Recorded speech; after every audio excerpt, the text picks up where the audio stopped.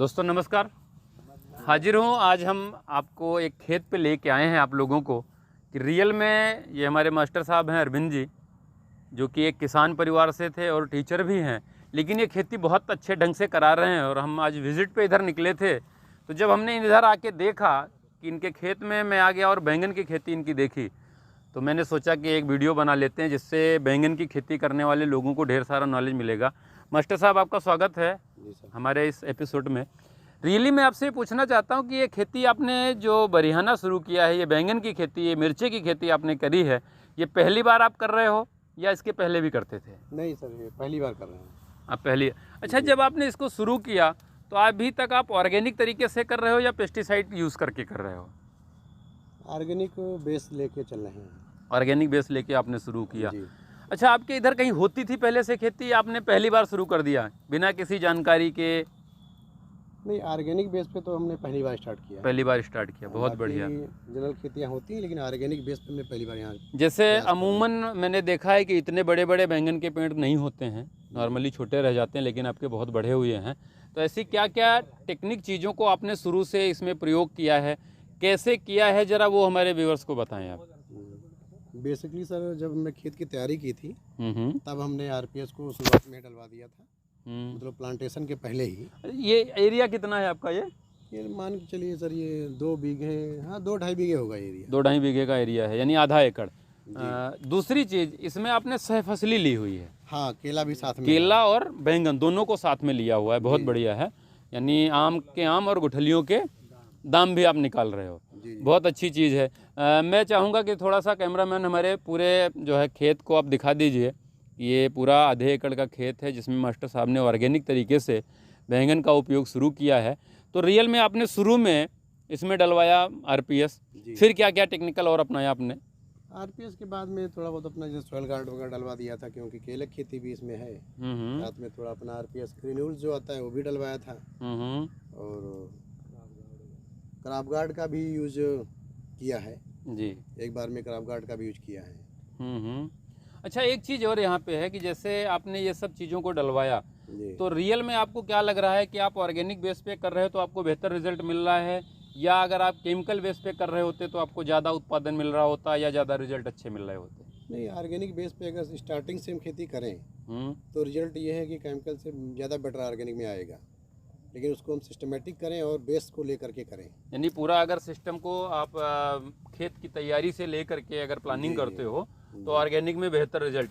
अच्छा, ये जैसे आपका आधे एकड़ के करीब है, तो इसमें अभी आपने लगभग कितना बैंगन तोड़ा हुआ है, कितना निकल रहा है इस समय? सर, ये तो हम तोड़ते समय नहीं रहते हैं, ये तो जो नहीं, फिर भी एक आइडिया तो आ रहा होगा ना कि कितना निकल रहा है। यानी हर दूसरे दिन, तीसरे दिन या हफ्ते में एक बार आप तोड़वा रहे हो? तीसरे दिन 50 केजी जरूर हो जाता है। तीसरे दिन 50 केजी निकल रहा है, बहुत बढ़िया। जबकि सीजन इस समय ऑफ है बैंगन का, क्योंकि सीजन तो इस समय चल नहीं रहा है।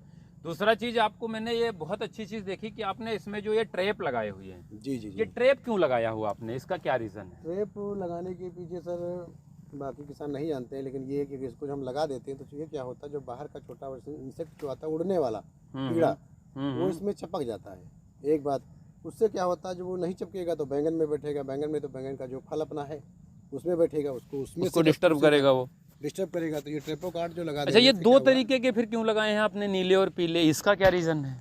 इसका रीजन सर थोड़ा साइंटिफिक रीजन भी है जी।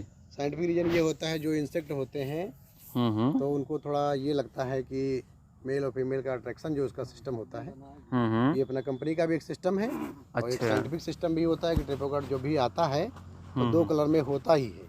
करेक्ट। तो अभी यहाँ पर हम देख रहे हैं कि आपके बैंगन लगना शुरू हो चुके हैं, निकल भी रहे हैं जैसे बेहतरीन तरीके से, और ये पूरा का पूरा आपका लंबा वाला ही बैंगन है जी। नहीं, अभी काफ़ी और इससे बड़ा होगा ये, अभी यानी ये बढ़ेगा। कब तुड़ाई हो चुकी है आपकी इसकी? अभी कल तुड़ाई हुई थी। कल तुड़ाई हुई थी, यानी इसलिए अभी ये छोटे छोटे बचे हुए हैं, बड़े वाले टूट चुके हैं। बहुत ही बेहतरीन तरीके से आप उपयोग करा रहे हो लोगों को। और रियल में अच्छा एक चीज़ और आती है मार्केट में, जैसे ये आप बेच रहे हो तो और लोग भी लेके आ रहे हैं, आपका भी जा रहा है, तो वहाँ पर कुछ अंतर मिल रहा है आपको क्या? सबसे पहले ये बिकता है क्योंकि इसकी शाइनिंग अलग रहती है, यानी इस पे चमक बेहतरीन है और एक साइज मेंटेन है इसमें का। क्योंकि हम लोग देख रहे हैं जैसे ये कई सारे तोड़े गए हैं, जरा आप जूम करके कैमरे में दिखाइए कि ये पूरे पूरे बैंगन का एक साइज मिल रहा है। ये एक सबसे बड़ी चीज़ है, क्योंकि जब साइज बेहतर होता है तो मार्केट में लोग पसंद करते हैं। दूसरा हमें लग रहा है कि कीड़ा भी आपके में कम लगा हुआ है, जबकि ऑर्गेनिक तरीके से कर रहे हो तो नॉर्मली कीड़े का प्रकोप ज़्यादा होता है। जी जी। तो यहाँ पर आपने बहुत बेहतरीन तरीके से इसका उपयोग किया है। रियल में आप हमारे व्यूअर्स को क्या बोलना चाहेंगे जो आज ऑर्गेनिक खेती नहीं कर रहे हैं, केमिकल पेस्टिसाइड से कर रहे हैं, तो उनको आप क्या मैसेज देना चाहोगे कि जो बरियाना कर रहे हैं वो सब क्या ऑर्गेनिक पे आ जाएं? सर मेरे हिसाब से तो चाहे वो खेती अपनी वेजिटेबल्स की खेती हो, चाहे दूसरी भी अगर खेती है, अगर हम ऑर्गेनिक फार्म में जाएंगे तो पहली तो बात यह है कि प्रोडक्शन वैल्यू भी अपनी अच्छी रहती है। दूसरी सबसे बड़ी बात सर ये रहती है कि जो हमारा केमिकल्स का ह्यूमन पे या इसका जो खाने का साइड इफेक्ट पड़ता है उससे हम बच सकते हैं और अपने समाज को, अपने लोगों को बचा सकते हैं। और प्रोडक्शन वैल्यू की अगर बात करें तो प्रोडक्शन वैल्यू भी जो है केमिकल से अच्छा, एक चीज़ शॉर्ट में अगर जैसे एक किसान हमारा ये जानना चाहे कि आपने सबसे पहले आरपीएस डाला, फिर किस चीज़ का प्रयोग किया था, क्योंकि सारी बोतलें आपके पास यहाँ पर अवेलेबल हैं? जी, सबसे पहले हमने इसको आरपीएस को यूज़ किया था। उसके बाद में फंगस ना लगने पाए इसके लिए अपने जो सोयल गार्ड है ये जी सोयल गार्ड यूज़ किया था। फिर इसके बाद में जो पेड़ थोड़ा बड़ा हो गया तब उसमें कि कोई प्रकार का इन्फेक्शन ना होने पाए, बैक्टीरियल या छोटा मोटा नेमाटोड्स ना लगने पाए, इंसेक्ट ना लगने पाए, इसके लिए हमने क्रॉप गार्ड जो अपना है ये धनवंतरी का क्रॉप गार्ड हमने डलवाया था। यानी सभी आप पूरे के पूरे प्रोडक्ट धनवंतरी के उपयोग कर रहे हो? जी जी जी, बहुत ही बेहतरीन। तो रियली ये हमारे मास्टर साहब अरविंद जी हैं जो टीचिंग के साथ साथ खेती में बहुत ही शौक़ रखते हैं और आज नेचुरल खेती करा रहे हैं ऑर्गेनिक बेस पे। तो रियली आपने अपना समय यहाँ पर दिया और हमारे किसानों के लिए बहुत सारी जानकारी दी, इसके लिए आप सभी का बहुत बहुत धन्यवाद। धन्यवाद।